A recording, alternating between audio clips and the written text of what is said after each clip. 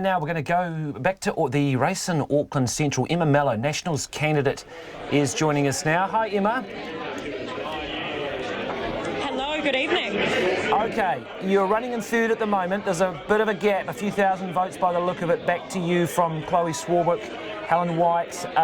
Where are you thinking at the moment? Is this one going to be a bridge too far for you now? It's very early days. This is a very tight race every election. I'm so very proud I'm here tonight with our volunteers who have done a fantastic job over the last 2 months running this campaign alongside me. So tonight is all about being with them and absolutely seeing what's going to happen. You came in late to this campaign, Emma. It was a big ask taking over from Nikki Kay, who bowed out. It must have been a heck of a ride. What was it? What did you learn from that experience coming in so late? I'm just so thankful to the National Party for choosing me and for absolutely backing me every step of the way. We have an amazing group of volunteers who tirelessly work alongside me every day. It's been a fantastic experience, and as I said, we're just waiting to see what's going to happen tonight. All right, I mean, the tide moves in politics, and it looks pretty clear that the tide is moving against National tonight. What would you describe the mood like where you are now? Everyone is enjoying catching up with either. It's been a short but intense campaign. I'm very thankful for all their support. Emma Mellow, thank you very much for your time. Appreciate that. Emma Mellow running third at the moment in Auckland Central behind Helen White and Chloe Swarbrick. In fact, Chloe Swarbrick's moved into the lead there, hasn't she? And that is going to be one seat to watch right to the very end, I think. Yeah, flip-flopping back and forth there. Let's go to Mount Albert, which happens to be the Labour leader's, her electorate as well, and Melissa Lee standing there too, a list MP for the National Party. Melissa Lee, good evening. What are you going to do tonight if you're out of a job? I don't think I'll be out of a job, but I am actually celebrating with my my party people and my volunteers who are actually here, who have been helping me throughout the campaign, and I'm very grateful for their support. Is there much to celebrate? On the current numbers, there's been 20% of the vote returned, almost 21%, and National is, well, it's on 25.8% of that vote. Labour's on 50%. What do you have to celebrate? I think it's actually very early days yet. I mean, the votes have just started been counting. I think the percentage is actually, of the votes that are counted is actually still very low. Early days yet. And I think, it isn't over until the final vote's counted. So I think I'm looking forward to a good result. So what would you consider to be a good result? Well, I think a good result is a good result. I mean, hopefully we win as many votes as we possibly can. I mean, it's been a tough campaign. COVID has actually meant that a lot of us actually could not campaign, particularly in Auckland with the lockdown and with the levels actually going up and down. It's been really tough, and I think a lot of candidates, including myself, could not actually get out and do the door knocking. Even pamphleting was actually very difficult, so it's been a really tough campaign. But I think, the feeling has actually been really good. We were doing human hoardings, over the weekend, and every day since the level actually went down to level 1, and it's been a really, really good campaign so far. Yeah. Thanks for your time. That is Melissa Lee, List MP for National, obviously standing in Mount Albert against Jacinda Ardern, number 16 on the list, and on these current numbers that National's looking at, potentially in jeopardy. Corin. Yeah, one of the seats that we're looking at with some interest is Ilam in Christchurch, which has been held by Gerry Brownlee for quite some time. He is behind there to Labour's Sarah Pallett by the split looks to be about 2,000 votes, 2,400 votes. So that's quite a turnaround. I'm hoping we've got Gerry Brownlee. I'm not sure if you can hear me all right. Gerry Brownlee, can you hear me? It's Corin Dann here. Yeah, hi Corin, I can hear you well. Okay, you're in a real fight here in your seat. Can you talk us through what's going on? Well, the fight's over, the vote's cast, so we're just waiting to see how they finally count down. Do you think you can bridge that gap? You've got a couple of thousand behind. I mean, I know only 28% of the vote has been counted. This looks like it might go against you. Yeah, certainly has that look to it. So we'll just see, what we're looking at as we come up closer to the 40% mark, where I think you get the absolute telltale. But, in the end, that's what happens. You go out and put your wares out there, you campaign, and you leave it to the voters to decide who they want to represent them, and that's democracy. Right, so just to be clear, you're not conceding yet, you'll wait till the 40% comes in? Yes, I think that's the usual sort of place where you get an absolute position that you can rely on. The overall night is looking like a big swing against National. What went wrong with this campaign? You were the campaign manager. Yeah, I don't think anything went wrong with the campaign. I think Judith campaigned extremely well. I think the ground campaign across the country from our candidates was as good as I've ever seen it.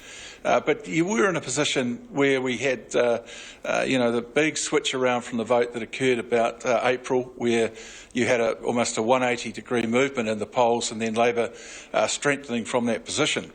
So it's been a very much COVID-19 response type election. It's been difficult to get up some of the issues that we thought voters should be considering for what they wanted out of the next 3 years. But it is what it is. It's one of those things that happens in politics. And we're a very strong party, 82 years old, and we'll come back from this, I'm quite sure. You yourself will come back on the list? Is that your intention if you have that spot? Well, let's just see how the night ends up. I think those sort of decisions are much too early at this stage. The campaign itself, there has been criticism. I mean, did you have the full support of your team? There was leaks. We had the Denise Lee episode. You campaigned on the idea of a strong team, yet you obviously were changing leaders, and then it was a bit messy. Look, I think in the review that we eventually have of this campaign, there'll be a fairly widespread culpability, I think, for any result we get. But look, don't underestimate just how much the Jacinda Ardern effect has been there with the country's view about the way that COVID-19 has been dealt with. And the every evening looking at the comparison with other countries, it's not surprising that support was there. But I do have to say I think Judith Collins has done a fantastic job in the 3 months that she's had in the leadership, and has been absolutely relentless on the campaign trail, and hasn't left any stone unturned as far as I can see. And you would support her staying in that role after the election? Yes, I think the need for a stabilising period is absolutely essential, and that will be a matter for our wider caucus to consider. We'll obviously have quite a few new people coming into that caucus, notwithstanding any result that we might end up with. Gerry, just put this into context. Gerry Brownlee, put this into context. 50%, we've got 22% returned, but you're staring down the barrel here of a Labor Party that can govern alone. I mean, that has happened so rarely in New Zealand's political history. You must be pretty worried that this is going to be a devastating loss, not just a loss. Well, look, remember that it's only a couple of elections ago that the Labor Party themselves were right down in that sort of very low 20s area. I think we'll do better than that tonight. And everybody in New Zealand votes based on what their experience has been of a government, and the last 7 months of this government have seen all of the issues around their past promises put aside as they've considered the response to COVID-19. I think it really is that simple. What about ACT? Are you surprised? Is that a little frustrating to see probably some National Party support go to your right flank?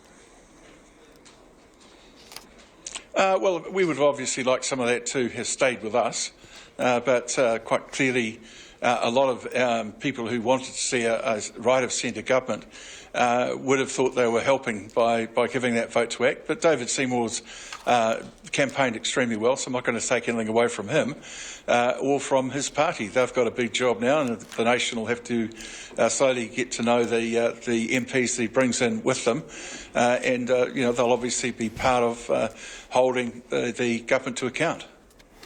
You've talked about the culpability for this result. What do you mean by that? I mean, you talk about a review.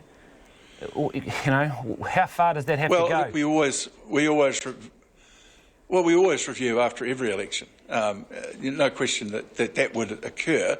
That's just part of our party sort of operations. And did you have the full team working in your direction? Did you have the full support of everybody? I think there's been overwhelming support for Judith and for the campaign. There's been occasions where people have stepped off the bus for a minute or two, but by and large, I think it's been as solid as we could get. Just finally on Ilam, are you surprised? This is a seat you've held for so long. Yeah, well, look, there's a lot of people lose seats. So John Howard lost his seat in Australia as the Prime Minister. So it's not unusual in a democracy that people make these decisions. And it is for the voters to make that decision. And you have no right to any particular seat. So, I'm not going to express surprise. I'm going to wait and see what the result is and then have a comment after that. Gerry Brownlee, really appreciate you talking to us tonight. Thank you very much for that. Gerry Brownlee in the seat of Epsom, where he is coming in second. Ilam, in the seat of Ilam. In Ilam, yes, which is, caught us a little bit by surprise, and I guess just shows the degree to which Labor seems to be doing very well. Let's